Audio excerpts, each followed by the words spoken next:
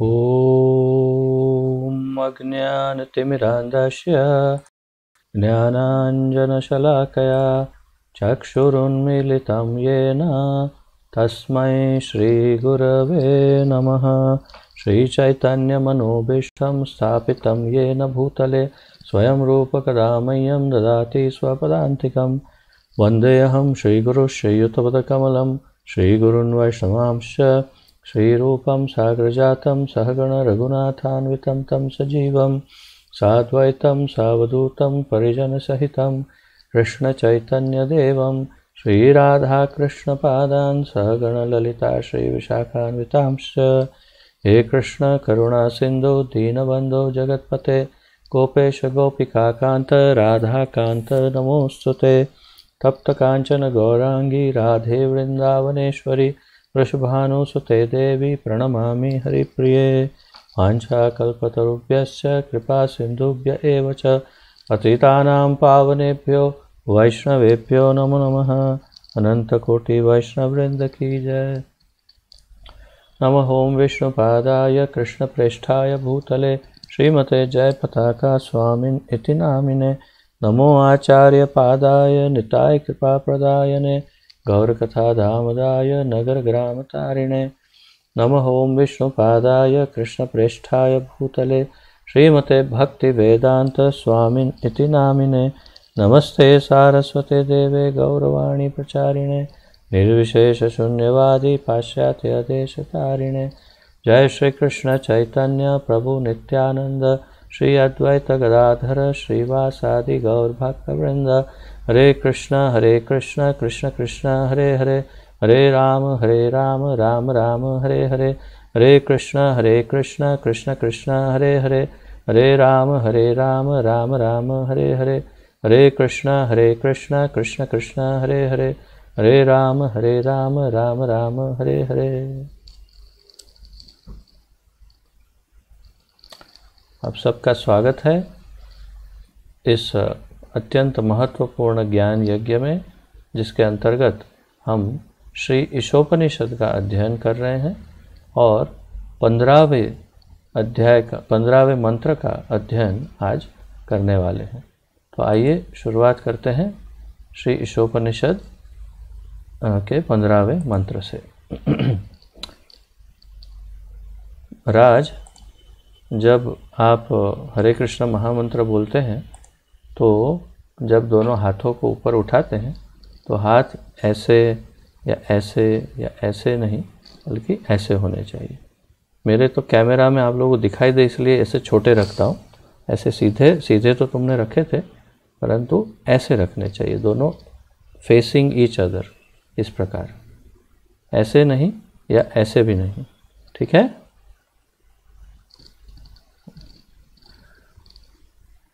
तो आइए शुरुआत करते हैं। मंत्र 15 श्री ईशोपनिषद।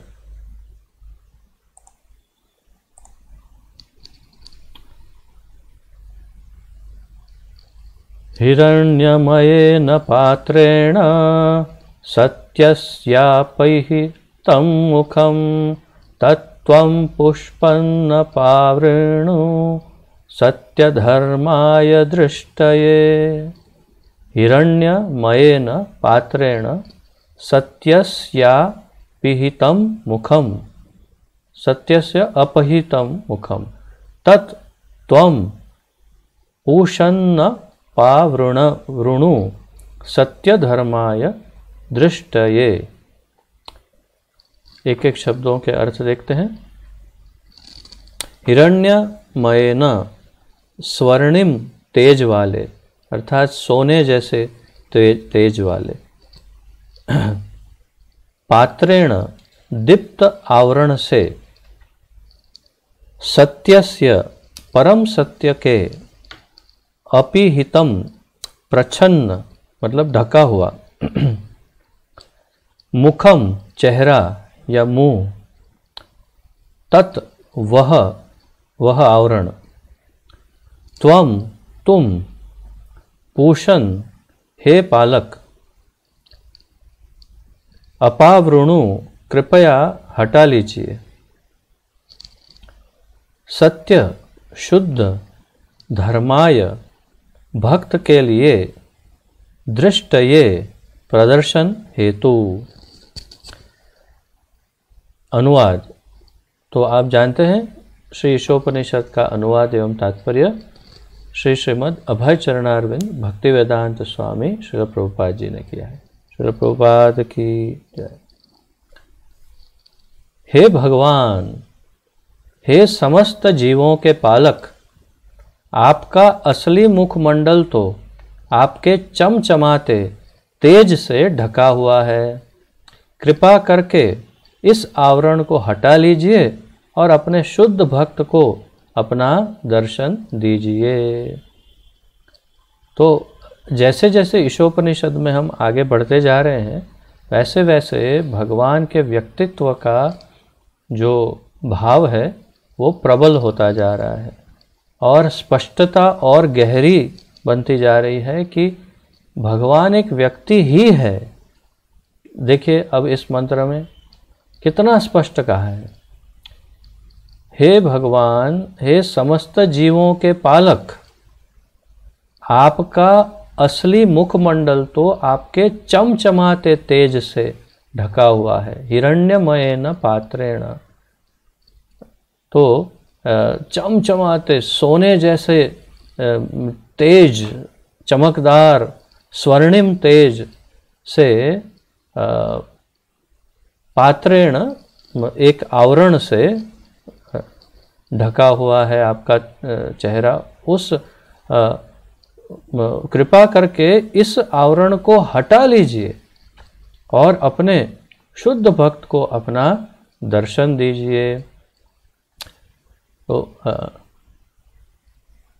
क्या कहते हैं, पूषण, पूषण शब्द का बहुत गहरा अर्थ प्रभुपाद जी आगे समझाएंगे। हे पालक, भगवान को कहते हैं हे पालक, आप हमारे पालनहार हैं। आप वृणु कृपया हटा लीजिए, क्षमा कीजिए, अपावृणु, अपावृणु, अवर्ण, अवर्ण, तो अप अवृणु अर्थात कि आवरण को हटा लीजिए। कृपया इस पर्दे को हटा लीजिए और अपना चेहरा दिखाइए। तो अब एकदम स्पष्ट हो गया कि भगवान एक व्यक्ति है। अब तात्पर्य में प्रभुपाद जी की वाणी सुनते हैं। भगवद गीता 14.27, 14वां अध्याय 27वां श्लोक। अपने साकार स्वरूप के देदीप्यमान तेज ब्रह्म ज्योति का वर्णन भगवान इस प्रकार करते हैं। तो भगवान 14वें अध्याय के 27वें श्लोक में, मैंने आपको पहले भी इसका एक दो बार इसकी चर्चा की थी। ब्रह्मणो हि प्रतिष्ठाहम् अमृतस्य व्ययस्य च शाश्वतस्य च धर्मस्य सुखस्यैकान्तिकस्य च। ब्रह्मणो हि प्रतिष्ठा अहम् अमृतस्य अव्ययस्य च शाश्वतस्य च धर्मस्य सुखस्य एकांतिकस्य च। प्रभुपाद जी इसका अनुवाद देते हैं, मैं निराकार ब्रह्म का आधार हूँ, जो परम सुख का स्वाभाविक पद है और जो अमर, अविनाशी तथा शाश्वत है। तो ब्रह्मणों ही प्रतिष्ठा अहम, मैंने आपको उस वक्त समझाया भी था कि ये ब्रह्म की रचना मैंने की है। प्रभुपाद जी यहाँ कहते हैं कि ब्रह्म की प्रतिष्ठा का आधार मैं हूँ। ब्राह्मण, ब्रह्मण का अर्थ है ब्रह्म, निराकार ब्रह्म, जो मायावादी लोग जिसे बहुत प्रेम करते हैं, वो सर्वव्यापी निराकार ब्रह्म। तो ब्रह्मणों ही प्रतिष्ठा अहम, तो इसका आधार तो मैं हूँ। वो कैसा है वो निराकार ब्रह्म? अमृतस्य, वो अमृत है बिल्कुल, क्या कहते हैं, उसका कभी नाश नहीं होता। अव्ययस्य, उसका व्यय नहीं होता। शाश्वतस्य, हमेशा रहता है। तो और सुखस्य कांतिकस्य च। तो प्रभुपाद जी कहते हैं जो परम सुख का स्वाभाविक पद है और अमर, अविनाशी तथा शाश्वत है।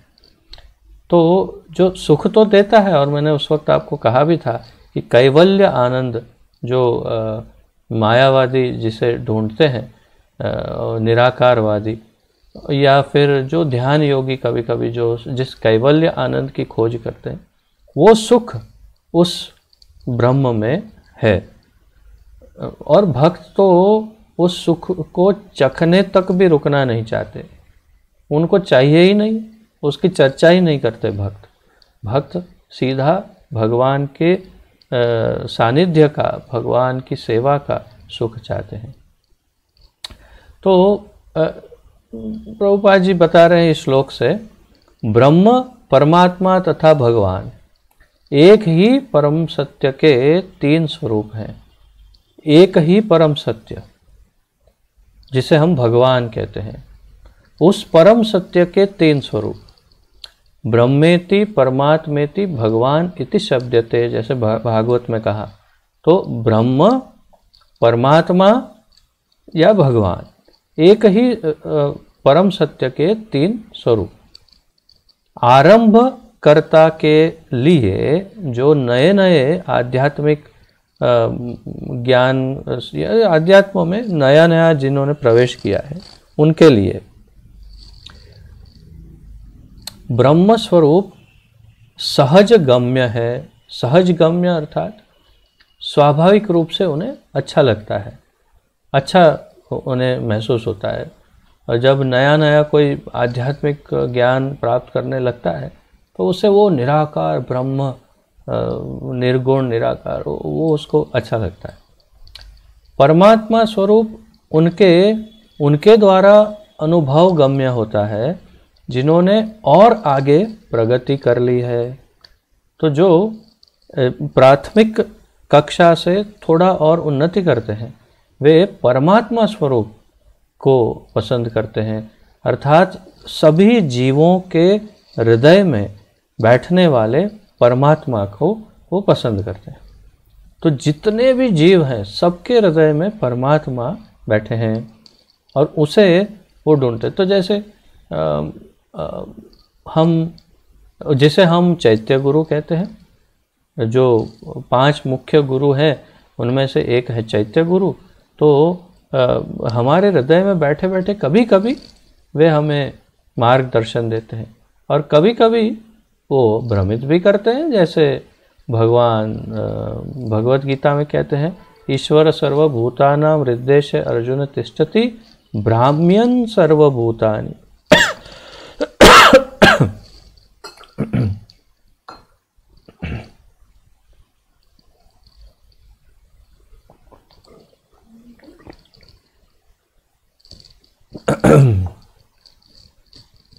ब्राह्म्यन् सर्वभूतानि यंत्र आरूढ़ानि मायया। माया का उपयोग करके इस यंत्र में बैठ के ईश्वर सबको भ्रमित करते रहते हैं। हृदय में बैठ के वो भी जगह भी बताते हैं, सीट कहाँ, सीट ड्राइवर्स की ड्राइविंग सीट कहाँ है वो भी बताते हैं भगवान। ईश्वर सर्वभूतानाम, सभी भूत मतलब सभी जीव, देहधारी, सभी देहधारी को भूत कहते हैं।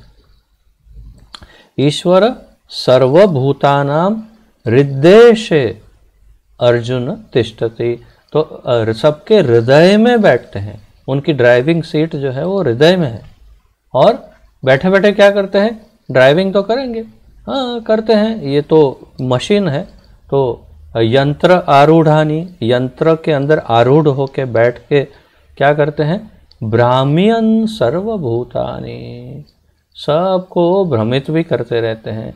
तो कई बार हम भ्रमित हो जाते हैं तो उसका क्षमा करें, दोष आप हृदय में बैठे परमात्मा पे लगा सकते हैं कि क्यों ठाकुर जी भ्रमित करते हैं, कुछ आपकी भक्ति और सेवा का भी कुछ ज्ञान दीजिए ना। तो जब भी भ्रमित हो तो उनसे प्रार्थना कर सकते हैं।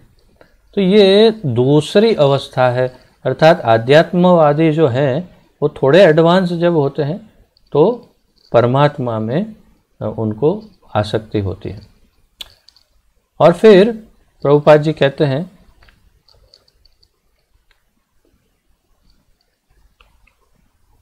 हाँ, और आगे प्रगति कर ली है और भगवान साक्षात्कार तो परम सत्य की चरम अनुभूति है। तो भगवत साक्षात्कार या भगवान का साक्षात्कार जो है वो परम सत्य की चरम अनुभूति है। अर्थात कि जीव जब आध्यात्म की शुरुआत करता है तो सबसे पहले उसे निराकार ब्रह्म में इंटरेस्ट पड़ता है, फिर थोड़ी प्रगति करता है तो परमात्मा में इंटरेस्ट पड़ता है, और फिर आगे बढ़ता है तो वो गोलोक वृंदावन या वैकुंठ में रहने वाले देहधारी जो भगवान है, साकार भगवान है, उस भगवान का वो भजन करता है, भक्त बन जाता है, और फिर वो उनके अंदर अपना मन पिरो देता है। तो ये अंतिम स्थिति है, अंतिम अवस्था है किसी भी आध्यात्मिक प्रगति की। यही भागवत भी यही कहती है, ब्रह्मेति परमात्मेति भगवानेति शब्दते।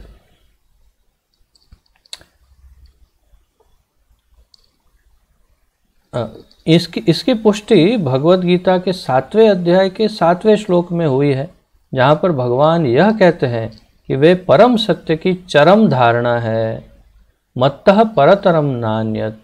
अतः कृष्ण ब्रह्म ज्योति तथा सर्वव्यापी परमात्मा दोनों के स्रोत हैं। इसलिए कृष्ण ब्रह्म ज्योति और सर्वव्यापी परमात्मा दोनों के स्रोत हैं, मूल है। कृष्ण मूल है, कृष्ण में से परमात्मा आए और कृष्ण में से ही ये ब्रह्म ज्योति या निराकार ब्रह्म या ब्रह्म जो है वो भी उन्हीं में से आया। और ये 7वें अध्याय का 7वां श्लोक क्या है? मत्तः परतरम नान्यत् किंचिदस्ति धनंजय मयि सर्वम इदं प्रोतं सूत्रे मणिगणा इव।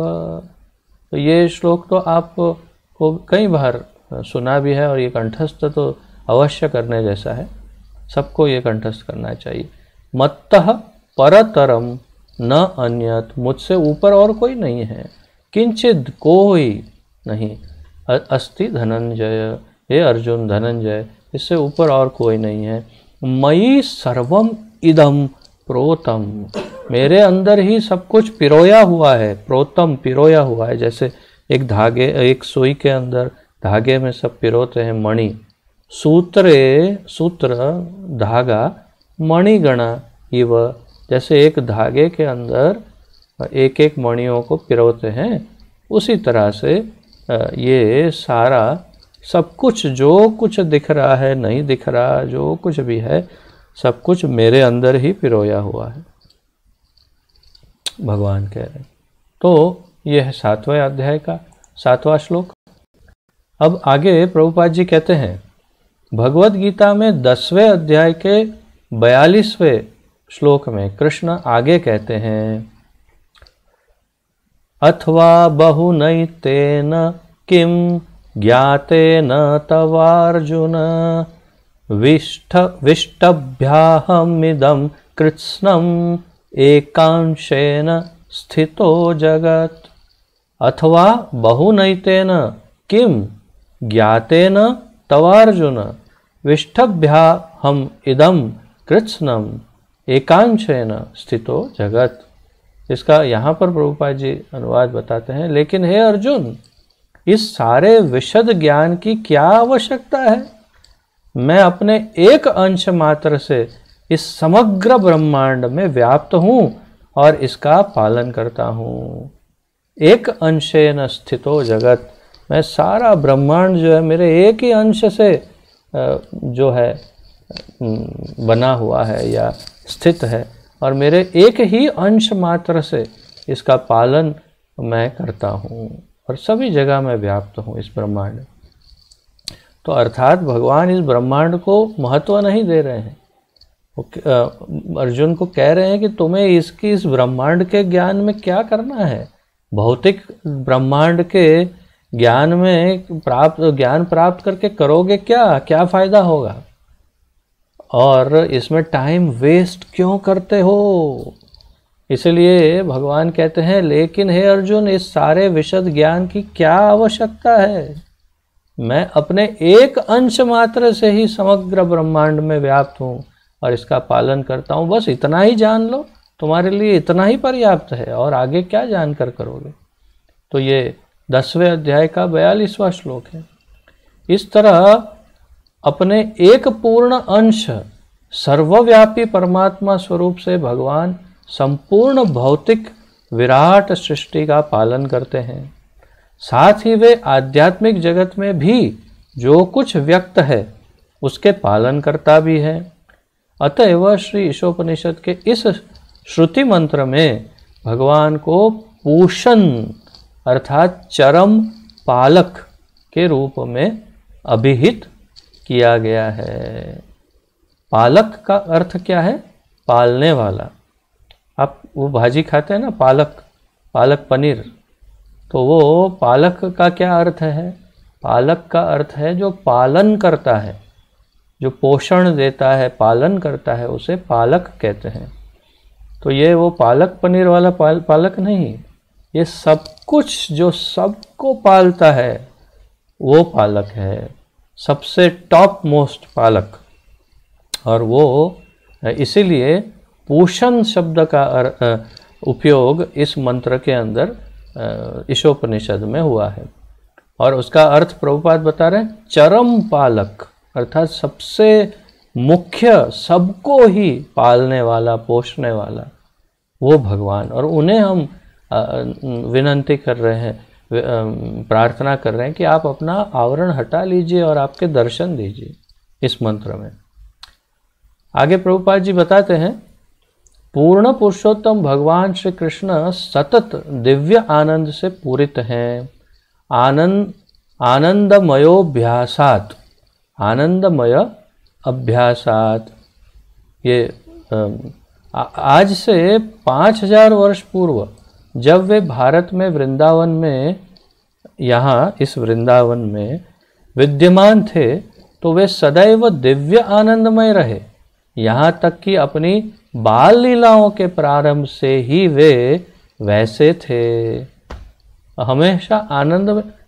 रसो वही सह उनका एक नाम और है। देखिए, आनंदमयोभ्यासात, हमेशा आनंद प्राप्त करने वाले का अभ्यास है उन्हें। रसो वही सह, हमेशा रस ही लेते रहते हैं, जो स्वयं रस से भरपूर है, रस देते भी हैं और रस लेते भी हैं।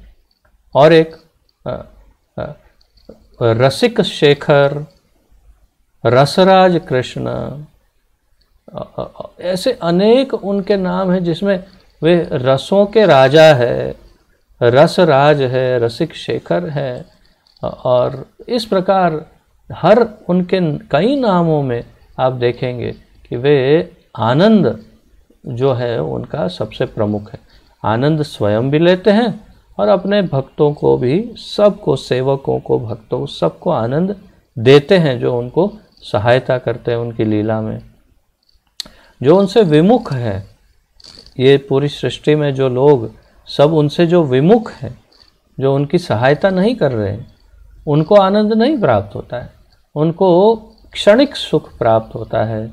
अर्थात ये आया आया आया सुख एक गया, ये आया आया आया एक गया, बस ऐसे वाले सुख मिलते हैं।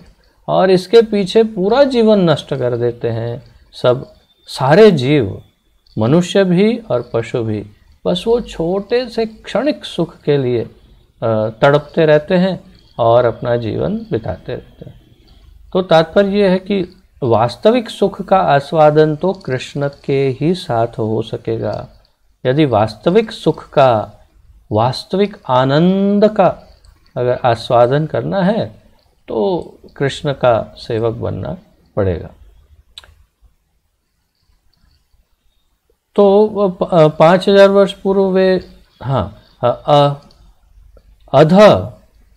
क्षमा कीजिए, अघ, बक, पूतना तथा प्रलंब जैसे अनेक असुरों का वध उनके लिए आनंददायक क्रीड़ा थी। अघ अर्थात अघासुर, बक बकासुर, पूतना तथा प्रलंबासुर जैसे अनेक असुरों का जो वध किया, वो उनके लिए आनंददायक क्रीड़ा थी। मजा करने के लिए, आनंद करने के लिए ऐसे ऐसे असुरों को मार करके सब अपने भक्तों की रक्षा करके वे आनंद प्राप्त करते थे। खेल, एक खेल, क्रीड़ा, खेल। वृंदावन के ग्राम में उन्होंने अपनी माता, भ्राता अर्थात भाई बलराम जी तथा मित्रों के साथ आनंदपूर्ण लीलाएं की। और जब वे चपल माखन चोर की भूमिका निभा रहे थे तो उनके सारे संगी उनकी इस चोरी का दिव्य आनंद उठा रहे थे। चोर भी कैसा चोर? जिसकी चोरी में आनंद, जिसकी चोरी में सबको आनंद मिले। चोरी करने वाले को आनंद, चोरी में सहभागी साथी जो हैं, चोर साथी, उनको आनंद, जिनके वहाँ चोरी हो रही है उनको आनंद, सभी को आनंद, और जो सुनते हैं उनको भी आनंद। तो वही जो चौराष्टकम में जो बताया है, व्रजे प्रसिद्धम नवनीत चोरम, व्रज में जो प्रसिद्ध है नवनीत अर्थात मक्खन का चोर, गोपांगनानांच दुकूल चोरम, गोपांगनाएं अर्थात जो गोपियों के दुकुल वस्त्रों का भी जो चोर है। अनेक जन्मा, क्या है अनेक जन्म?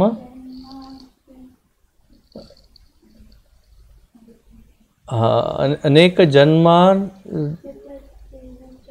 अनेक जन्मार्चित, अनेक जन्मार्चित, अर्चित, अनेक जन्म अर्चित पाप चौरम, अनेक जन्मार्चित पाप चौरम, जो अनेक जन्मों में जो हमने अर्जित किए पाप, जो इकट्ठा किए हैं, वो पापों को भी चुराता है। अनेक जन्मार्जित पाप चौरम चौराग्र गण्यम पुरुषम नमामि।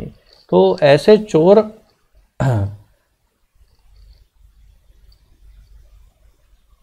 ऐसे चोर अग्रगण्य, जो चोरों के अग्रगण्य अर्थात चोरों में टॉप मोस्ट चोर जो है, चोरों का राजा जो है, ऐसे चोर के राजा पुरुष को मैं प्रणाम करता हूँ।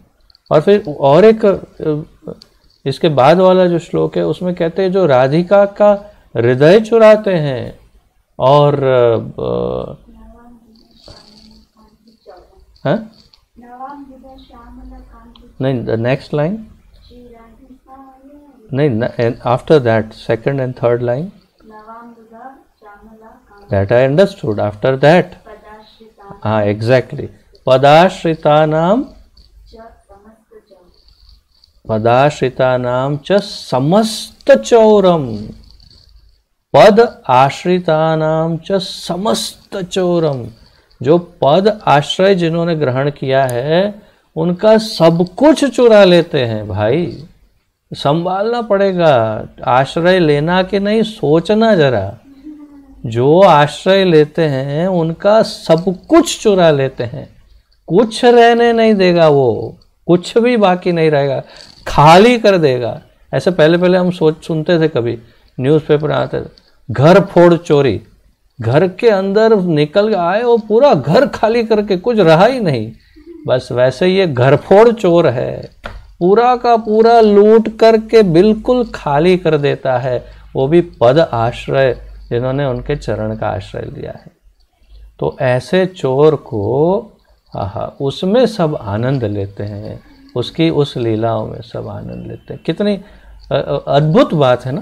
तो ये केवल भगवान के साथ ही हो सकता है, सामान्य बुद्धि से हम समझ सकते हैं, ये सब में नहीं होता है ऐसा। तो यहाँ पर कह रहे हैं प्रभुपाद जी कि जब वे चपल माखन चोर की भूमिका निभा रहे थे तो उनके सारे संगी उनकी इस चोरी का दिव्य आनंद उठा रहे थे।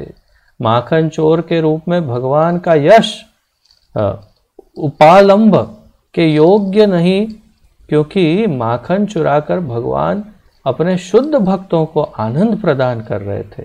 भगवान ने वृंदावन में जो कुछ भी किया वह सब उन्होंने अपने संगियों को आनंद प्रदान करने के लिए किया था। उपालंभ का अर्थ है उनकी निंदा करना नहीं चाहिए उस चोरी की, उनका आनंद लेना चाहिए कि वो सबको आनंद देने के लिए करते। उनके घर में इतना दही दूध मक्खन था कि नदियाँ बह सकती थी, 9 लाख गाय थी, परंतु वो पड़ोसी के घर में से ही माखन चुरा के खाते थे, क्योंकि आनंद उसमें, उसका आनंद ही और है। बच्चों को, अपने मित्रों को आनंद देते, स्वयं आनंद लेते, और जिनके घर चोरी की उसका आनंद। अरे गोपियाँ इंतज़ार करती, स्पेशल मक्खन बनाती और ऊपर टांगती और फिर इंतज़ार करती कि आज मेरे वहाँ ज़रूर आएगा चोरी करने। और जिस दिन नहीं, वो नहीं आता तो बहुत मायूस हो जाती कि आज मेरे घर आया नहीं चोरी करने। और अगर आता, चोरी करता, तो बहुत डांट लगाती और उसकी कंप्लेन करने यशोदा मैया के पास पहुंच जाती। तो ये नित्य एक आनंद का एकमात्र लीला, एक लीला का ये आनंद है। ऐसी तो लाखों लीलाएं भगवान नित्य करते रहते थे और करते हैं अभी भी। तो भगवान ने ये लीलाएं उन शुष्क चिंतकों एवं तथाकथित हठ योगी के उन कलाबाजों को आकृष्ट करने के लिए कि जो परम सत्य की खोज करना चाहते हैं। तो जो वास्तव में परम सत्य की खोज करना चाहते हैं, जो भगवान कौन है वो जानना चाहते हैं, उन लोगों के लिए भगवान ने ये सब लीलाएं की ताकि वो आकर्षित हो जाए, और हुए सक्सेसफुल। बहुत सारे ऐसे मायावादी या निर्विशेषवादी या निराकारवादी या हठ योगी या साधक, सिद्ध तो नहीं, साधक, ये सब कुछ कुछ में जो लगे हुए थे, ये सब भगवान की वाणी सुन के आकर्षित हो गए और भगवान के शुद्ध भक्त बन गए। तो ये करने के लिए उनको परम तत्व का परिचय देने के लिए ही पहले आकर्षित तो करना पड़ेगा। तो आकर्षित करने के लिए वे लीला करते हैं, ऐसा प्रभुपाद जी बताते हैं। भगवान तथा ग्वाल बालों के मध्य बालपन से खेल के विषय में शुकदेव गोस्वामी ने श्रीमद् भागवत में 10.12.11 में कहा। श्रीमद् भागवत के 10वें स्कंद के 12वें अध्याय का 11वां श्लोक, उसमें शुकदेव गोस्वामी कहते हैं,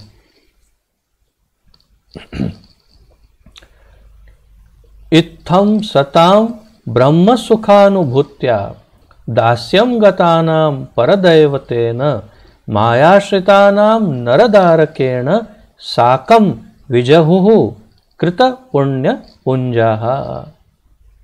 अर्थात निराकार आनंदमय ब्रह्म के रूप में अनुभव गम्य पूर्ण पुरुषोत्तम भगवान, जिनकी पूजा परमेश्वर रूप में भक्तों के द्वारा दास्य भाव में की जाती है, और संसारी लोग जिन्हें सामान्य व्यक्ति मानते हैं, उन ग्वाल बालों के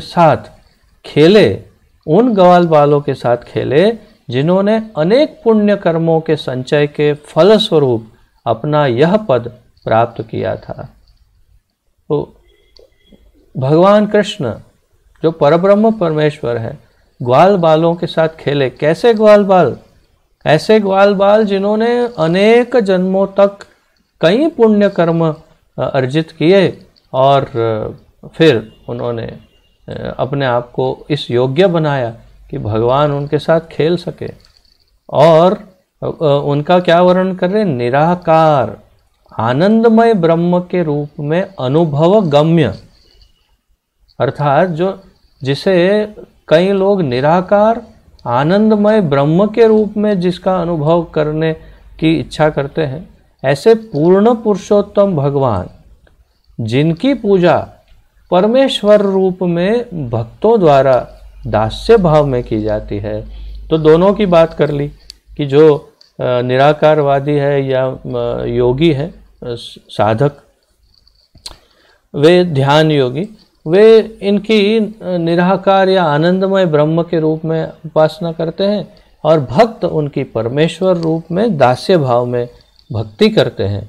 वो और संसारी लोग जिन्हें सामान्य व्यक्ति मानते हैं, अर्थात जो कर्मयोगी या कर्मी हैं या अन्य जो भी रह गए बाकी, वो सब उन्हें सामान्य व्यक्ति मानते हैं। आप देखिए, पूछिए किसी को भी जाके मार्केट में, तो कहेंगे हाँ महापुरुष थे, महापुरुष, लेकिन थे तो कैसे भी तो एक व्यक्ति थे ना भाई। तो बताओ, उनको भी कर्मों का फल भोगना पड़ता है, ऐसा सब बताएंगे आपको। तो एक सामान्य व्यक्ति मानते हैं उन लोगों को, तो वो ऐसे व्यक्ति, ऐसे अद्वितीय व्यक्तित्व परम भगवान जो है, वो उन ग्वाल बालों के साथ खेले जिन्होंने बहुत पुण्य कर्मों के संचय फलस्वरूप यह पद प्राप्त किया था। इस प्रकार भगवान अपने आध्यात्मिक संगियों के साथ दिव्य शांत दास्य सख्य और वात्सल्य तथा माधुर्य संबंधों में प्रेम पूर्ण कार्यकलापों में लगे रहते हैं। लगे रहते हैं का अर्थ है हमेशा, निरंतर। भगवान शांत रस, दास्य रस, सख्य रस, वात्सल्य रस और माधुर्य रस, इन पांचों रसों के साथ अपने भक्तों के साथ लगे रहते हैं। कैसे? प्रेम पूर्ण कार्यकलापों में, अर्थात प्रेम का आदान प्रदान, एक सखा के रूप में, मित्र के रूप में, तो कभी स्वामी के रूप में अपने दास के साथ, तो कभी किसी माता पिता के बच्चे बनकर, या स्वयं किसी के माता पिता बनकर, या फिर किसी के प्रेमिका या प्रेमी बनकर अपनी प्रेमिकाओं के, गोपियों के। तो इस प्रकार वो किसी न किसी प्रेम पूर्ण संबंध से लगे रहते हैं और आदान प्रदान करते रहते हैं भक्तों के साथ। क्योंकि ये कहा जाता है कि भगवान कभी वृंदावन धाम नहीं छोड़ते, तो ये प्रश्न किया जा सकता है कि वे सृष्टि का कार्य किस तरह संभालते हैं। तो ये तो मैं आपको कई बार बता चुका हूँ।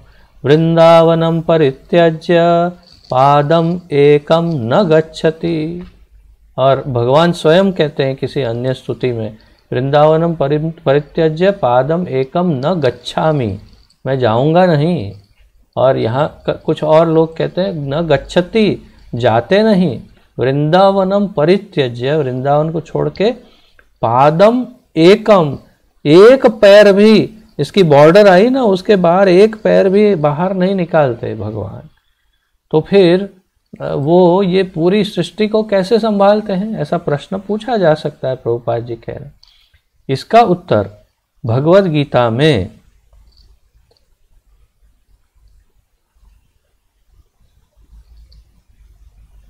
13वें अध्याय के 14 से लेकर के 18वें श्लोक तक में इस प्रकार दिया हुआ है।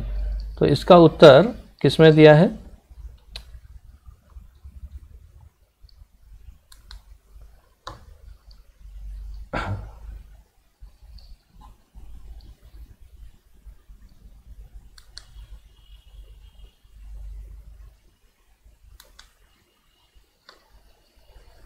तेरहवें अध्याय भगवद गीता के 14 से लेकर 18वें श्लोक में इस तरह से दिया हुआ है। और यहाँ अनुवाद में बताते हैं, भगवान अपने अंश पुरुष अवतार परमात्मा रूप द्वारा सारी भौतिक सृष्टि में व्याप्त रहते हैं।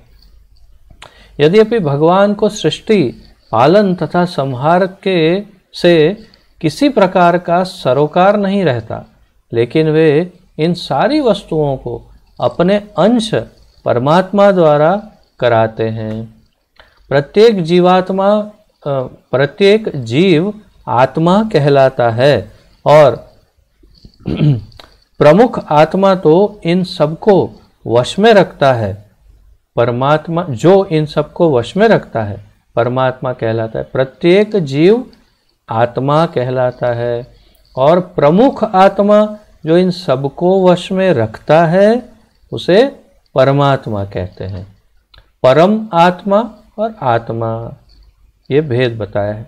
तो ये 13वें अध्याय के 14 से लेके 18वें श्लोक तक ये सब समझाया।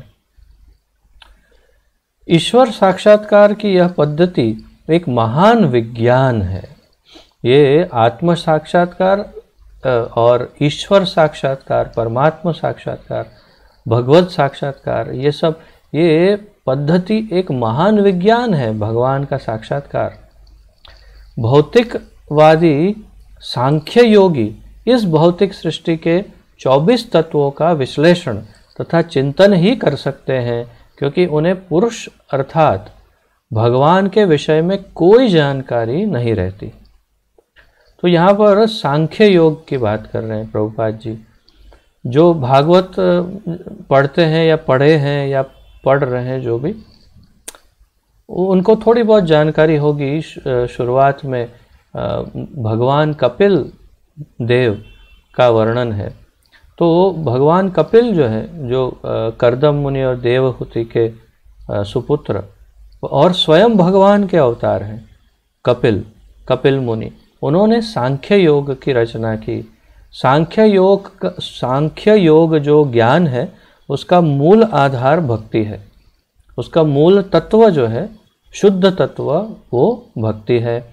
और फिर कई वर्षों के बाद, अर्थात शायद युग भी हो, कुछ समय के बाद एक और कपिल आए जो वास्तव में डुप्लीकेट कपिल थे, और उन्होंने भी एक और सांख्य योग प्रस्तुत किया, जिसके अंदर संपूर्ण रूप से निराकार और शून्यवाद की बात है। तो प्रभुपाद जी यहाँ पर मुख्य ओरिजिनल सांख्य योग की बात नहीं कर रहे हैं, तो यहाँ पर वो नया जो सांख्य योग है उसकी बात करें। भौतिकवादी सांख्य योगी इस भौतिक सृष्टि के 24 तत्वों का विश्लेषण तथा चिंतन ही कर सकते हैं। उन्हें उससे आगे कुछ पता नहीं चलेगा, तो क्योंकि वो वास्तव में वो डुप्लीकेट ज्ञान ही है, अर्थात प्योर शुद्ध ज्ञान। सांख्य योग का ओरिजिनल ज्ञान जो है वो भगवान कपिल ने दिया था। तो क्योंकि उन्हें पुरुष अर्थात भगवान के विषय में कोई जानकारी नहीं रहती, जो नए सांख्य योगी हैं उनको निर्विशेष आध्यात्मवादी ब्रह्म ज्योति की चकाचौंध मात्र से ही मोहित हो जाते हैं। निर्विशेष आध्यात्मवादी जो है, वो तो आप जानते हैं, जो निर्विशेषवादी है, वो ब्रह्म की ज्योति की चकाचौंध से मोहित हो जाते हैं। यदि कोई सचमुच परम सत्य को पूरी तरह जानना चाहता है, तो उसे 24 भौतिक तत्वों एवं दीप्तमान तेज को वेद कर उनके परे जाना होगा। यदि सत्य जानना है, वास्तविकता जाननी है, तो ये सब को भेद करके ऊपर जाना होगा, परम तत्व के पास। श्री ईशोपनिषद हिरण्यमय पात्र या भगवान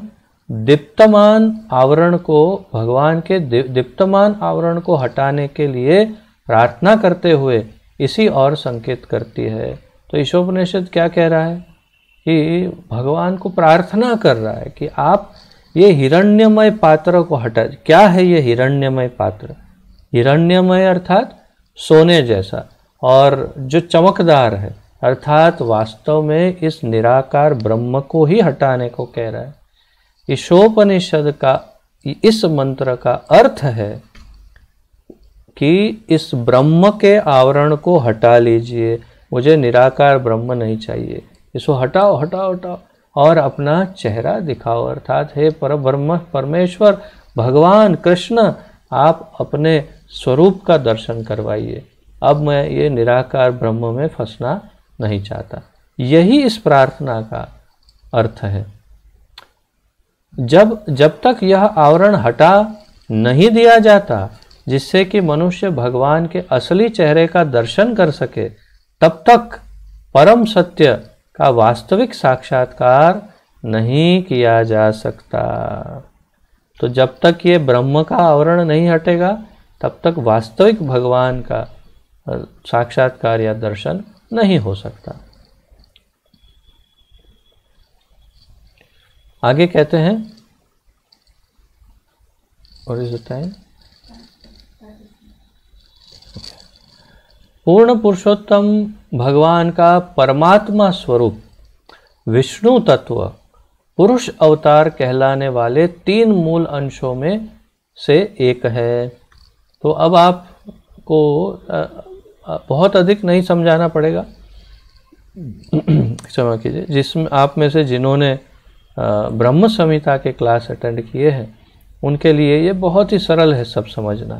तो ये सब बड़े विस्तार से एकदम माइक्रो डिटेल के साथ हमने इसका अध्ययन ब्रह्म संहिता में कर लिया है। तो फिर भी एक छोटा सा पुनरावर्तन, रिवीजन। पूर्ण पुरुषोत्तम भगवान का परमात्मा स्वरूप, परमात्मा अर्थात जो हृदय में बैठता है वो स्वरूप विष्णु तत्व पुरुष अवतार कहलाने वाले 3 मूल अंशों में से एक है। तो कृष्ण का सबसे पहला विस्तार या अवतार जो पुरुष अवतार के रूप में प्रकटित होता है, उसमें आप जैसे जानते हैं महासंकर्षण, महासंकर्षण से प्रथम पुरुष अवतार कारणोदक्षाय विष्णु, उसमें से द्वितीय पुरुष अवतार गर्भोदक्षाय विष्णु, तीसरा तृतीय पुरुष अवतार क्षीरोदक्षाय विष्णु, कारणोदक्षायी विष्णु, कारण उदक शाही, उदक अर्थात समुद्र, कारण समुद्र में सोए हुए महाविष्णु कारण उदक शाही विष्णु, गर्भ उदक शाही विष्णु, गर्भ उदक तो गर्भोदक शाही विष्णु, गर्भोदक समुद्र के अंदर सोए हुए, और क्षीर उदक शाही विष्णु जो दूध के क्षीर सागर में सोए हुए विष्णु। तीनों सो ही रहे हैं, एक भी जागते नहीं। क्यों? वो भी हमने देखा था ब्रह्म संहिता में कि वास्तव में तीनों सो जाते हैं। क्यों? वे अपनी योग माया के साथ निद्रा, योग निद्रा में सो जाते हैं, अर्थात कि योग निद्रा में चले जाते हैं। वो एक योग साधना की अवस्था है जो सामान्य निद्रा नहीं है, जिसमें खर्राटे वर्राटे नहीं बोलते हैं। तो ये भगवान की 3 जो त्रिपाद, इनकी जो विभिन्न विभक्ति है उसका यहाँ पर कह रहे। तो ये 3 अंशों में से एक परमात्मा स्वरूप में प्रत्येक जीव के अंदर बैठता है। ब्रह्मांड के भीतर ही इन विष्णु तत्वों में से एक क्षीरोदक्षायी विष्णु नाम से जाना जाता है, जाने जाते हैं। वे 3 प्रमुख देवों ब्रह्मा, विष्णु तथा शिव में विष्णु है, अर्थात हमारे जो ब्रह्मा, विष्णु और महेश जो है उसमें से जो विष्णु है वो है क्षीरोदक्षायी विष्णु। उनके पहले हैं गर्भोदक्षायी विष्णु, उनके पहले कारणोदक्षायी विष्णु, उनके ऊपर महासंकर्षण और उनके ऊपर कृष्ण। ठीक है, अब आगे पढ़ते हैं। और प्रत्येक जीवों में सर्वव्यापी परमात्मा है। तो प्रत्येक जीव में सर्वव्यापी परम आत्मा कौन है? क्षीरोदक्षायी विष्णु। अब एक सरप्राइज, ब्रह्मांड में दूसरे विष्णु तत्व गर्भोदक्षायी विष्णु समस्त जीवों के भीतर का सामूहिक परमात्मा है। तो ये थोड़ा सा कंफ्यूजिंग या अटपटा लग सकता है। पहले कहा कि ये क्षीरोदक्षायी विष्णु प्रत्येक जीव में सर्वव्यापी परमात्मा है, और गर्भोदक्षायी विष्णु समस्त जीवों के भीतर के सामूहिक परमात्मा है। तो आपको अगर स्मरण होगा, जिन्होंने मेरा ब्रह्म संहिता क्लास अटेंड किया, उस समय जब ये चर्चा हुई थी कि क्षीरोदक्षायी विष्णु परमात्मा स्वरूप में सबके हृदय में बैठते हैं, तो मैं आपसे निवेदन कर रहा था और शायद क्षमा भी मांगी थी कि पहले मैं हमेशा आपको बताता था कि गर्भोदक्षाई विष्णु परमात्मा स्वरूप में हृदय में बैठते हैं और क्षीरोदक्षाई विष्णु अणु अणु के अंदर परमात्मा स्वरूप में बैठते हैं, कण कण में व्याप्त। तो यहाँ पर वैसा ही जैसा मैं पहले हमेशा वर्णन किया करता था, वो वाला वर्णन यहाँ प्रभुपाद जी उस प्रकार का वर्णन कर रहे हैं। तो ज़्यादा कंफ्यूज मत होइए। जो परमात्मा स्वरूप में हमारे हृदय में जो बैठते हैं वो सामूहिक परमात्मा स्वरूप में गर्भोदक्षाय विष्णु है, और सर्वव्यापी सब जगह पर जो व्याप्त है वो क्षीरोदक्षाय विष्णु है। इन दोनों के परे कारणोदक्षाय, उनके ऊपर परे कारणोदक्षाय विष्णु है, जो कारण सागर में शयन करते हैं। वह समस्त ब्रह्मांडों के सृष्टा है, सभी ब्रह्मांडों को वे उत्पन्न करते हैं। आप जानते हैं कारणोदक्षाय विष्णु के रोमकूप से एक एक ब्रह्मांड उत्पन्न होता है, फिर विलीन होता है, फिर ब्रह्मांड। तो ये सब आप साइंस जानते हैं, इसकी चर्चा हम पहले कर चुके हैं ब्रह्म संहिता में। और जिन्होंने नहीं सुना या जानना चाहते हैं तो आप हमारे YouTube चैनल पर, ये वैसे YouTube पे भी जाएगा ये वीडियो, तो उसमें मैं लिंक हमेशा दे ही देता हूँ ऊपर। तो लिंक से आप ब्रह्म संहिता का पूरा प्लेलिस्ट है, उसमें आप पूरी ब्रह्म संहिता का अध्ययन कर सकते हैं, फिर से सुन सकते हैं पूरे लेक्चर, और ये सब एकदम स्पष्ट हो जाएगा। तो वह समस्त ब्रह्मांडों के सृष्टा है। योग पद्धति शिक्षा देती है, योग पद्धति जो अष्टांग योग आदि, कि गंभीर जिज्ञासु विराट सृष्टि के 24 तत्वों को लांघकर विष्णु तत्व से भेंट करे। ज्ञान योग के अभ्यास से निर्विशेष ब्रह्म ज्योति की अनुभूति करने में सहायता मिलती है, जो भगवान कृष्ण के दिव्य शरीर का देदीप्यमान तेज है। तो यहाँ पर अब एक एक योग, ज्ञान योग, कर्म योग, ध्यान योग, भक्ति योग के बारे में थोड़ी थोड़ी जानकारी दे रहे हैं कि जो ध्यान योगी हैं उन्हें कहा जाता है कि आप ये सब 24 तत्वों को लांघ करके विष्णु तत्व पर ध्यान करिए। कृते यद ध्यायतो विष्णु, कृते अर्थात सत्य युग में भगवान विष्णु पर ध्यान लगाना वो सत्य युग का युग धर्म था, भागवत में कहा है। कृते यद ध्यायतो विष्णु, अर्थात ध्यान का अर्थ है विष्णु पर ध्यान करना।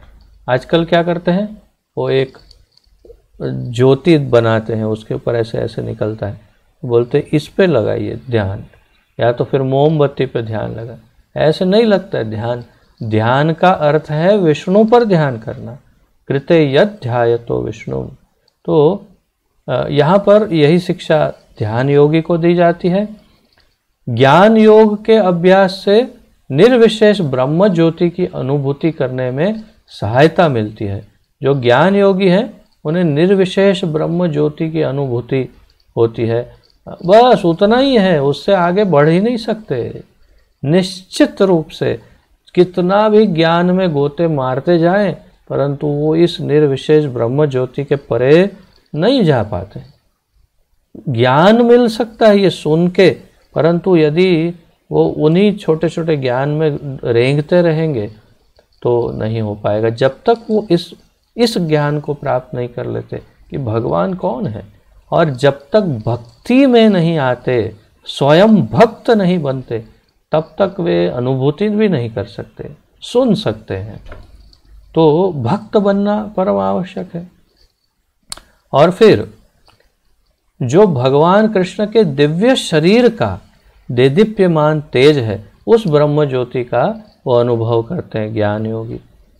इसकी पुष्टि भगवद गीता के 14वें अध्याय के 27वें श्लोक में तथा ब्रह्म संहिता के 5वें अध्याय के 40वें श्लोक दोनों में होती है। तो 14.27 तो हमने अभी शुरुआत की तभी देखा, ब्रह्मणो ही प्रतिष्ठा हम, वो वाला श्लोक। और अब 5वें अध्याय का 40वां श्लोक ब्रह्म संहिता से। यस्य प्रभा प्रभवतो जगदण्डकोटि कोटिष्वशेष वसुधादिविभूतिभिन्नं तद्ब्रह्म निष्कलमनन्तमशेषभूतं गोविन्दम् आदिपुरुषं तमहं भजामि। यस्य प्रभा, प्रभा उनका तेज, प्रभवतो जगत अंडकोटि। अब हम सुनते हैं प्रभुपाद जी क्या कह रहे हैं, लाखों ब्रह्मांडों में असंख्य लोक हैं, लाखों ब्रह्मांड है और सभी ब्रह्मांडों में असंख्य लोक हैं, और इनमें से प्रत्येक लोक अपने विराट संरचना के कारण एक दूसरे से भिन्न है। सभी अपनी विराट संरचना, एक एक ब्रह्मांड के अंदर सब कुछ अलग अलग अलग अलग है। ऐसा भी नहीं कि ये इसका डिट्टो ट्रू कॉपी ही दूसरा ब्रह्मांड है। यहाँ जो है मतलब यहाँ मैं बैठा हूँ तो वहाँ भी एक दामोदर धनंजय बैठा होगा, ऐसा नहीं है। दूसरे ब्रह्मांड सब में अलग अलग अलग अलग है। और ये सारे लोग ब्रह्म ज्योति के एक कोने में स्थित है, और ये सारे लोक जो ब्रह्मांड है वो ब्रह्म ज्योति जो है भगवान की, उसके एक कोने में पड़े हुए हैं। अर्थात ब्रह्म ज्योति कितनी विशाल। यह ब्रह्म ज्योति उन पूर्ण पुरुषोत्तम भगवान गोविंद की केवल शरीर किरणें मात्र है। ब्रह्मा जी स्वयं ब्रह्म संहिता के इस श्लोक में वर्णन कर रहे हैं, यस्य प्रभा प्रभवतो जगद अंड कोटि। तो अनेक कोटि कोटि जो ब्रह्मांड है वो कहाँ, वो जिस ब्रह्म ज्योति के कोने में पड़े हैं वो ब्रह्म ज्योति क्या है, पूर्ण पुरुषोत्तम भगवान गोविंद के केवल शरीर किरणें मात्र है। शरीर में से जो तेज किरण प्रकाश निकल रहा है वही ब्रह्म ज्योति है, और उसके एक कोने में ये अनंत कोटि ब्रह्मांड पड़े हैं जिनकी मैं पूजा करता हूँ। तो इसलिए तो भगवान ने भी कहा एकांशेन स्थितो जगत, मेरे एक अंश में ही तो ये सारा जगत है।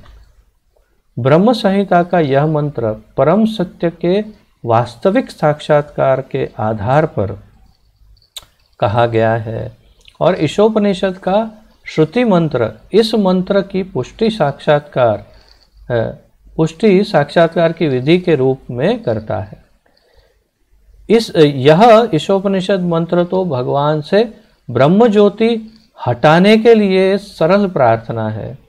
तो ये देखिए कितना स्पष्ट कह दिया प्रभुपाद जी कि यह ईशोपनिषद मंत्र तो भगवान से ब्रह्म ज्योति हटाने के लिए सरल प्रार्थना है। मैंने जैसे कहा कि ये हिरण्यमय प्रकाश जो है उसे हटा दीजिए भगवान, आपका मुंह दिखाइए, मुंह दिखाई करवाइए अभी। तो ये क्या हटाना है, ब्रह्म ज्योति को हटाइए। जब ब्रह्म ज्योति हट जाएगी तभी तो मुझे आपका दर्शन होगा ठाकुर जी, जिससे उनके वास्तविक मुख का दर्शन किया जा सके। इस ब्रह्म ज्योति के तेज का वर्णन मुंडक उपनिषद 2.2.10 से लेकर 12 के अनेक मंत्रों में विस्तार पूर्वक किया गया है। मुंडक उपनिषद दूसरा स्कंद दूसरा अध्याय 10 से लेकर के 12वां श्लोक, बहुत लंबे काफ़ी सारे श्लोक हैं। आइए पढ़ते हैं। हिरण्यमये परे कोशे विरजम ब्रह्म निष्कलम तुच्छ्रु ब्रह्म ज्योतिषाम ज्योति स्तद्यदात्म विदो विदुः न तत्र सूर्यो भाति न चंद्रतारकम नेम विद्युतो भांति कुतोयम अग्निः तो न तत्भासते सूर्यो न शशांको न पावको यद गत्वा न निवर्तन्ते तद्धाम परमम। भगवद गीता के उस श्लोक जैसा ही है।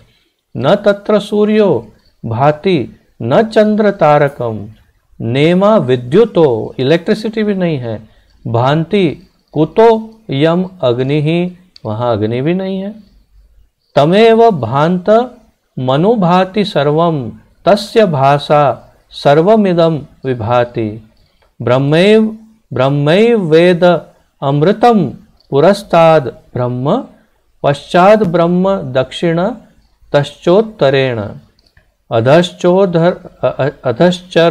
अधश्चोर्धव अधः च ऊर्ध्वम च प्रसुतम ब्रह्मै वेदम विश्वमिदम वरिष्ठम।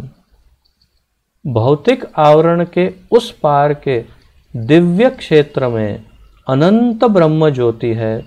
ये भौतिक आवरण जो है, ब्रह्मांड के ऊपर जो आवरण है, उसके परे आपको वो चार्ट, गोलोक चार्ट भी शायद फिर से दिमाग में ले आइए, स्मरण होगा आपको।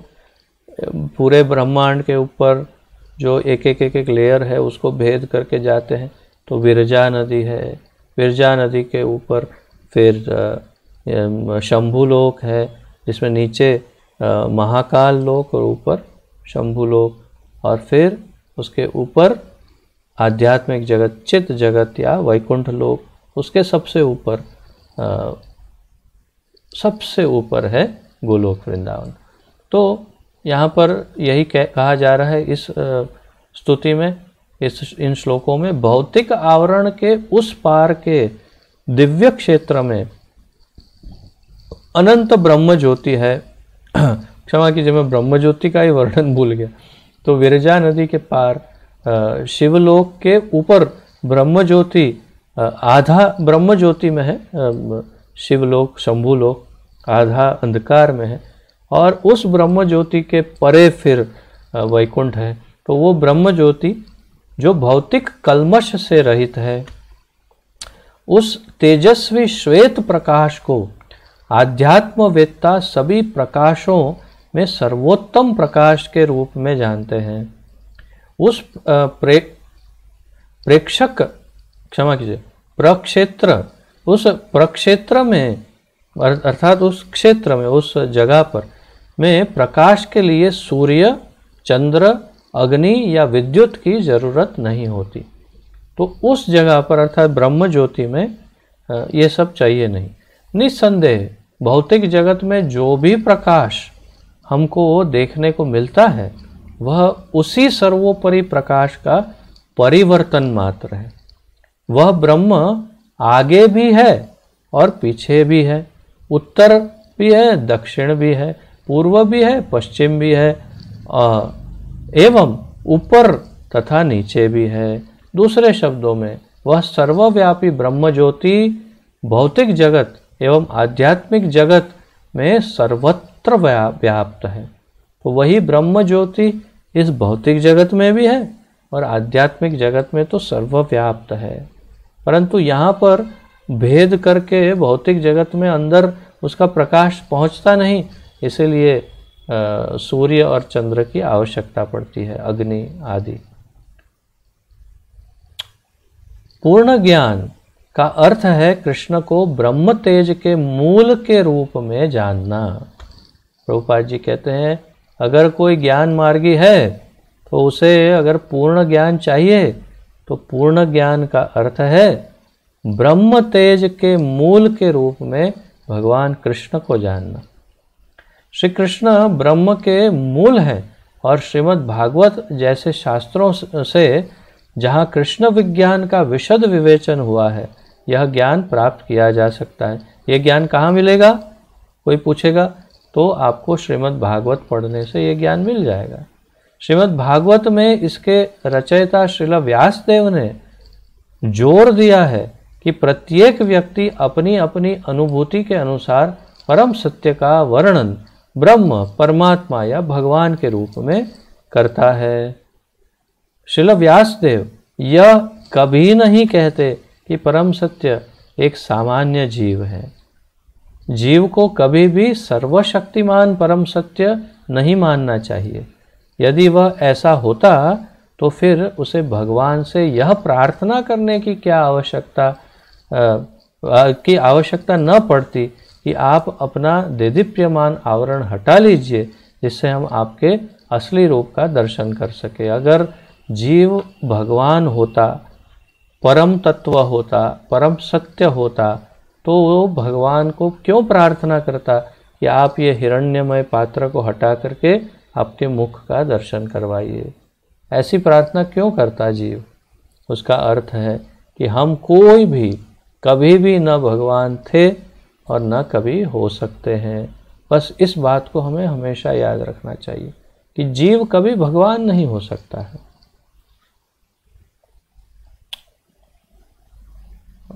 बहुत थोड़ा सा बाकी है। निष्कर्ष यह है कि परम सत्य की आध्यात्मिक शक्तिमान अभिव्यक्तियों के अभाव में निराकार ब्रह्म की अनुभूति होती है। इस प्रकार जब किसी को भगवान की भौतिक शक्तियों की अनुभूति होती है, इस प्रकार जब किसी को भगवान की भौतिक शक्तियों की अनुभूति होती है किंतु उनकी आध्यात्मिक शक्तियों का ज्ञान नहीं रहता या अल्प ज्ञान रहता है, तो उसे परमात्मा का साक्षात्कार होता है। तो इसका क्या अर्थ हुआ कि जिनको भगवान की भौतिक शक्तियों की अनुभूति होती है कि उनके भौतिक शक्ति, किंतु उनकी आध्यात्मिक शक्तियों का ज्ञान नहीं होता, तो या फिर अल्प ज्ञान होता है थोड़ा सा, तो उसे परमात्मा साक्षात्कार होता है। तो ब्रह्म साक्षात्कार किसे होता है अब, और परमात्मा साक्षात्कार किसे होता है, उसका यहाँ वर्णन कर रहे हैं। इस प्रकार परम सत्य की ब्रह्म तथा परमात्मा दोनों ही अनुभूतियाँ आंशिक है। ये सबसे महत्वपूर्ण लाइन है ये। इस प्रकार परम सत्य की ब्रह्म तथा परमात्मा दोनों ही अनुभूतियाँ आंशिक है, पूर्ण अनुभूति नहीं है। किंतु जब कोई हिरण्यमय पात्र को हटाकर पूर्ण पुरुषोत्तम भगवान श्री कृष्ण की पूर्ण शक्ति का अनुभव करता है, तो उसे वासुदेव सर्वम इति, अर्थात वासुदेव भगवान श्री कृष्ण की ही सब कुछ ब्रह्म परमात्मा तथा भगवान है की अनुभूति होती है। वे मूल रूप भगवान है और ब्रह्म तथा परमात्मा उनकी शक्तियां हैं। ये उसको तब पता है। बहुनाम जन्मनाम अन्ते बहुनाम जन्मनाम अन्ते ज्ञानवान माम प्रपद्यते वासुदेव सर्वम इति स महात्मासु दुर्लभा। तो बहुत जन्म लेने के बाद उसे ये भान होता है कि भगवान वासुदेव सब कुछ है। तो यहाँ कह रहे हैं कि जब ये आवरण हट जाता है ब्रह्म का, तो उसे वासुदेव सर्वमिति, अर्थात वासुदेव भगवान श्री कृष्ण ही सब कुछ है की अनुभूति होती है। तो वास्तव में इस ब्रह्म का आवरण हटाना आवश्यक है। भगवद गीता के 6ठे अध्याय के 46वें और 46वें अर्थात 6.46 और 6.47 में 3 प्रकार के आध्यात्मवादियाँ योगियों का तुलनात्मक विवेचन किया गया है। 4 प्रकार के योगी हैं: भक्ति योगी, ज्ञान योगी, ध्यान योगी, कर्म योगी।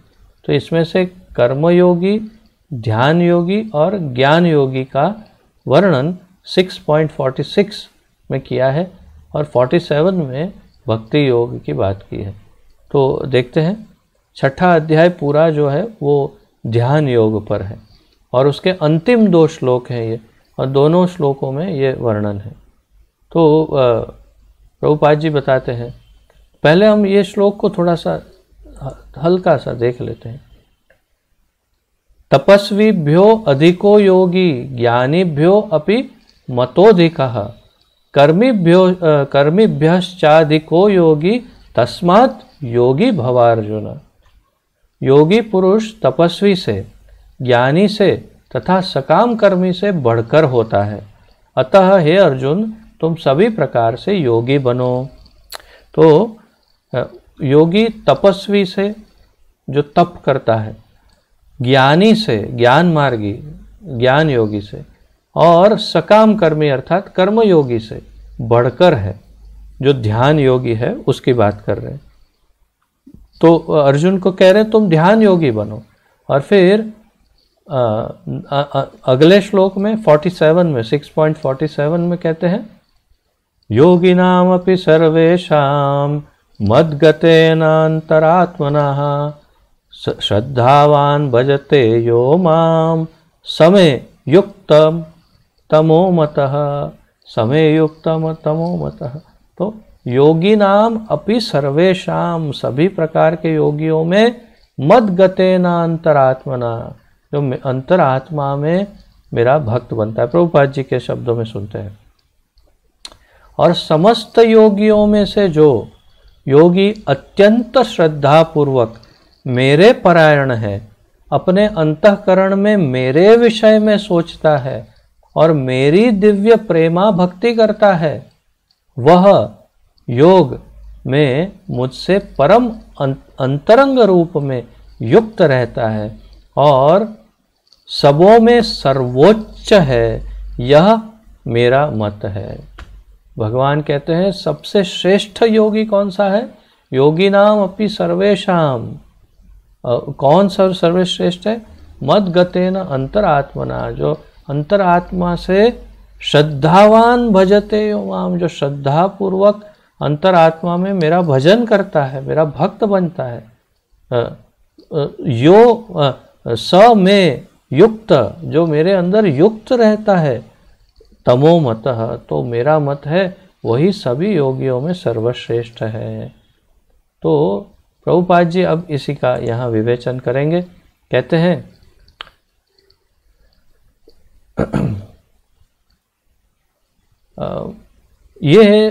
ये है निराकार ब्रह्म के उपासक, ज्ञानी परमात्मा स्वरूप के उपासक योगी तथा भगवान श्री कृष्ण के भक्त। वहाँ कहा गया है कि समस्त प्रकार के योगी में जो ज्ञानी है, अर्थात जिन्होंने वैदिक ज्ञान का अनुशीलन किया है, सामान्य सकाम कर्मियों से श्रेष्ठ है। लेकिन योगी इनसे भी श्रेष्ठ है। इन योगियों में से जो पूरी शक्ति से भगवान की निरंतर सेवा करते हैं, वे सर्वोच्च है। संक्षेप में हम यह कह सकते हैं कि एक दार्शनिक विचारक एक श्रमिक से श्रेष्ठ है और एक योगी एक विचारक से श्रेष्ठ है। और सभी योगियों में से वह योगी जो भक्ति योग का पालन करता है और निरंतर भगवान की सेवा में लगा रहता है, सर्वश्रेष्ठ है। सबसे ज़्यादा बेस्ट वही है जो भगवान का भक्त है। श्री ईशोपनिषद हमें इसी पूर्णता की ओर निर्देश करती है। तो ईशोपनिषद यही बता रहा है कि भक्त तस्मात् भक्त भव अर्जुन, योगी भवार्जुन, अर्थात मेरा भक्त बन जाओ। तो भक्ति योग की ही बात कर रहे हैं। तो इति आज 15वां श्लोक का हमने अध्ययन समाप्त किया। कल 16वें मंत्र का अध्ययन करेंगे। आज के इस मंत्र की चर्चा में किसी का कोई प्रश्न आदि उत्कंठा कुछ हो तो प्रस्तुत कर सकते हैं।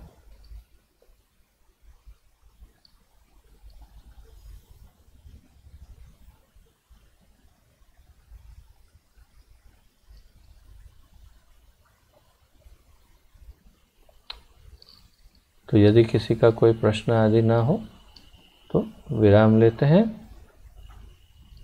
आपको स्मरण कराऊं कि आज चंद्रोदय के पश्चात आपको कुछ उड़द का कुछ ग्रहण करके चतुर्मास जो कर रहे हैं उनके लिए, उनको चतुर्मास का अंत करना है।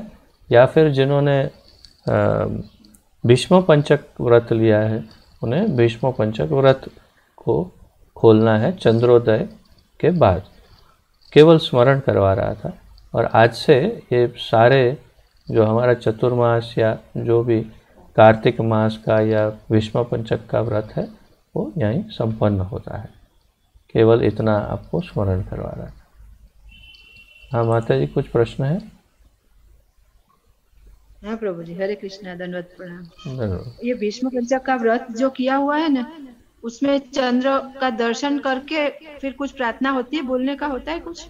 वो सब डिटेल आपको जो कई व्हाट्सएप में मैसेजेस आते रहते हैं, उसी में कहीं या इंटरनेट पर ढूंढना पड़ेगा, क्योंकि सरल भाषा में कुछ। हाँ, मतलब एक प्रार्थना बताई है, एक व्हाट्सएप मैसेज आया था जिसके अंदर सरल, अत्यंत सरल एक मंत्र कुछ बताया है। वो मंत्र कुछ बोलना है और श्लोक या मंत्र, और उसके बाद ब्रेकफास्ट करना है। वो सब डिटेल एक व्हाट्सएप मैसेज में आया था। अगर आपको आया होगा तो अच्छा है, नहीं तो फिर मैं ढूंढ करके मुझे आपको फॉरवर्ड करना होगा। तो उसमें कुछ मालूम है, कुछ भी बता दो चलेगा सरल में। हाँ, वही मैं आपको फॉरवर्ड कर दूंगा, क्योंकि वो कंठस्थ तो हो ही नहीं सकता वो मंत्र, क्योंकि साल में एक ही बार बोलते हैं। हाँ, तो वो श्लोक आपको फॉरवर्ड कर देंगे और आप उसे पढ़ के फिर ब्रेकफास्ट कर दीजिएगा, ठीक है? अच्छा प्रभु जी। और एक दूसरा एक पूछना था, मतलब इसके संगत में नहीं है, ऐसे ही पूछ रही हूँ। मेरा बेटा है ना, वो मैं ये सब चालू करती हूँ ना आपका लेक्चर, तो थोड़ा थोड़ा बीच बीच में सुनता है, तो उसे अच्छा लगता है सुनने का। तो वो पूछ रहा था कि मुझे आध्यात्मिक ज्ञान लेना है, तो प्रभु जी के कौन से लेक्चर से मैं स्टार्ट करूँ, शुरू कहाँ से करूँ, ऐसा पूछ रहा था। बिल्कुल, अगर उसे कोई भी आपके साथ कभी कोई चर्चाएं नहीं हुई हो तो उसे भक्ति वृक्ष से स्टार्ट करना चाहिए। मेरे सारा का सारा भक्ति वृक्ष के सारे लेक्चर्स ऑनलाइन पूरा है, सब पूरा प्लेलिस्ट है। तो उसके अंदर वो भक्ति वृक्ष के पहले ही लेक्चर से स्टार्ट कर सकता है सुनना। अन्यथा अगर थोड़ा बहुत आपके साथ जीवन में इतने वर्षों में चर्चा होती रही हो, कभी कभी थोड़ी छोटी छोटी भी, तो उसे बेसिक ज्ञान तो होगा शायद। और अगर ऐसा है तो वो ब्रह्म संहिता सुन सकता है, क्योंकि ब्रह्म संहिता के अंदर उसे संपूर्ण आध्यात्मिक ज्ञान पूर्ण रूप से मिल जाएगा। वो सबसे श्रेष्ठ है मेरी दृष्टि से। मैं स्वयं ही उसका इतना प्रभावित हूँ कि मुझे लगता है मेरे अब तक के सब में और आगे भी शायद होने वाले में मुझे सबसे प्रिय ब्रह्म संहिता का अध्ययन लगा, क्योंकि उसमें संपूर्ण भगवान का ज्ञान है, भगवान का सारा ज्ञान और पूरी रचना का ज्ञान, सृष्टि का ज्ञान, सब ज्ञान उसमें है। तो वो, और फिर उसके बाद एक वो हो जाए, उसके बाद वो भक्ति रसामृत सिंधु के मेरे जो लेक्चर्स है वो सुन सकता है। तो उसमें उसको कैसे भक्ति का अनुशीलन, कैसे वैदिक भक्ति करनी, क्या करना, कैसे डेवलपमेंट करना है, धीरे धीरे आगे कैसे बढ़ना है, वो सब उसके अंदर कवर हो जाएगा। तो बहुत ही आनंद की बात है। I am very happy. उसको बोलिएगा। हाँ, अभी उसको मतलब उसका जीवन में उसका खास दोस्त है, मैं बोल सकती हूँ ना, मतलब ये बता सकती हूँ ना अभी आपको? हाँ जी। उसका खास दोस्त है ना, उसके पिताजी कोरोना से ग्रस्त है और उनका तबीयत 15 दिन से खराब था, पर अभी ज्यादा खराब हो गया है, तो उनको हॉस्पिटलाइज करना पड़ा है। तो वो मुझे बोल रहा था कि तू उनके लिए प्रार्थना कर, उनको जल्दी अच्छा हो जाए, ऐसा इसके बारे में। तो उसको बहुत दुख लग रहा है उसके दोस्त की वजह से। तो मतलब उसको ये सब ऐसा लग रहा है कि ये सब मतलब ऐसा क्यों होता है, ये सब उसका मन में बहुत प्रश्न चल रहा था जी। उसको मैंने समझाया कि प्रार्थना तो हम करेंगे, ये मैं बताया था, वो आपको बता रही हूँ। प्रार्थना तो हम करेंगे, पर वो लोग जैन है तो बिल्कुल कृष्ण में तो नहीं मानते, पर हम प्रार्थना जरूर करेंगे उसके लिए। पर उनका आयुष्य जितना होगा इतना, मतलब आयुष्य खत्म होने को आया होगा तो फिर उनका देहांतर हो जाएगा, ऐसा मैंने बताया उसको। बिल्कुल तो सही उसको बात ऐसे है। लगा कि तो फिर हम प्रार्थना भगवान को करेंगे तो उसका कोई मतलब नहीं, मतलब भगवान उसको ठीक नहीं कर सकते, ऐसा उसका मन में दुख मिल रहा था। तो उसके क्या मतलब कहना चाहिए? बहुत ज़्यादा फोर्स करने पर भगवान उन्हें अगर बहुत तीव्र प्रार्थना करेंगे और बहुत फोर्स करेंगे भगवान को, तो भगवान कर सकते हैं, क्यों नहीं कर सकते, बिल्कुल कर सकते हैं, उन्हें जीवित रख सकते हैं। परंतु क्या उससे जीवित रहने से उस जीव का कल्याण होगा? क्या उस जीव की ऐसी गति होगी कि वो बहुत उत्तम भक्त बन जाए, या इस जीवन के जब कभी भी फिर मृत्यु आए फिर वो जीवन मुक्त हो जाए? या क्या वो पूरे समाज का कल्याण कर सकेगा? क्या वो दूसरों को बहुत कुछ फ़ायदा दे सकेगा? क्या वो स्वयं को फ़ायदा करा सकेगा? तो अगर ये सब कुछ होने ही नहीं वाला, तो उसको जीवित रह के क्या करना है। और इसीलिए उसकी जो स्वाभाविक मृत्यु है वही श्रेष्ठ है ऐसे जीव के लिए, सामान्य जीवों के लिए। और इसीलिए उनके लिए ऐसी प्रार्थना बहुत तीव्र नहीं करनी चाहिए कि आप बस उसे जीवित रखिए, ऐसा नहीं। आप उसका जो सबसे श्रेष्ठ कल्याण जिसमें हो, आप ऐसा करिए ठाकुर जी। आप उसे अपनी भक्ति प्रदान कीजिए और ऐसा जन्म अगर होने वाला है तो ऐसा जन्म दीजिए जिसमें वो आपका भक्त और सेवक बन सके। ऐसी प्रार्थना करनी चाहिए।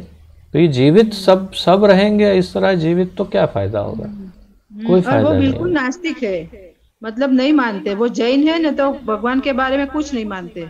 और अच्छा। उनका मतलब मेरे बेटे का जो दोस्त है ना, उसका बेटा मतलब वो भी बिल्कुल इतना बहुत परेशान बहुत हो रहा है, इसलिए उसको विश्वास ही नहीं है कुछ भगवान के बारे में। और मतलब ये जीवन बेकार है, ऐसा है वैसा है, ऐसा ही बोलता है, बिल्कुल नास्तिक है। तो मैंने उसको समझाया कि तू उसको थोड़ा भगवान के बारे में बताने का प्रयत्न कर, दुख क्यों आता है वो बताने का प्रयत्न कर। बोला कि मम्मी वो नहीं सुनेगा, वो बिल्कुल नास्तिक है, नहीं सुनेगा, ऐसा बोलता है।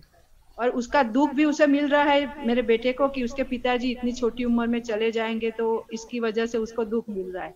तो मैंने बोला हम प्रार्थना जरूर कर सकते हैं, पर भगवान की जो मर्जी, वो जीव कृष्ण भावना भावित बने, ऐसी हम प्रार्थना जरूर कर सकते हैं उसके लिए। नमाम दुष्कृतिनो मूढ़ा प्रपद्यन्ते नराधमा मायया अपहृत ज्ञान आसुरम भावम आश्रिता।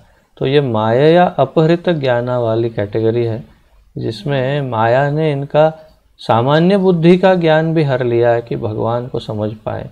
और अब होगा ये, जैसा मैं समझता हूँ कि अगर पिताजी चले गए तो ये जो थोड़ा बहुत भी चांस है ना आस्तिक होने का, वो चांस भी समाप्त हो जाएगा। उसके बाद वो संपूर्ण रूप से नास्तिक, और उतना ही नहीं, भगवान का द्वेषी तक बन सकता है, भगवान से नफरत तिरस्कार कर सकता है, ऐसा भी इसका परिणाम हो सकता है। और ये सब भगवान का खेल है।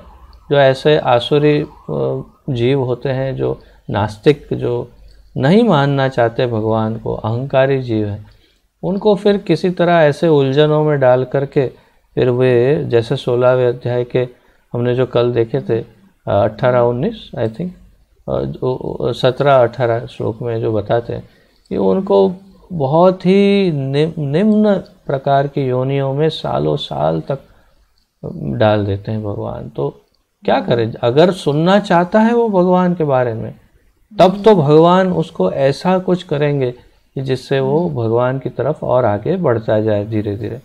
पर जब वो नास्तिक रहना चाहता है, भगवान उसे नास्तिक रहने देंगे। अच्छा, तो हमारी प्रार्थना मतलब हम प्रार्थना हमें करनी चाहिए, हमारा उत्तरदायित्व है कि वो जीव जो है, दोनों बाप, पिताजी और बेटा जी दोनों भक्त बने। पिताजी जीवित रहे तो आपके भक्त बन जाए, नहीं जीवित रहे तो अगला जन्म भक्त का प्राप्त करे और इसका बेटा भी भक्त बन जाए। ऐसी प्रार्थना हम कर सकते हैं ठाकुर जी से, वही करनी चाहिए। बराबर बराबर। हाँ, तो मैं उसको समझाऊंगी अभी कि प्रभु जी ने ऐसा बताया है उसको। जरूर बताइए। हाँ प्रभु जी। ठीक है, हरे कृष्णा, धन्यवाद, प्रणाम। धन्यवाद धन्यवाद। अन्य किसी का कोई प्रश्न आदि कुछ है तो विराम लेते हैं।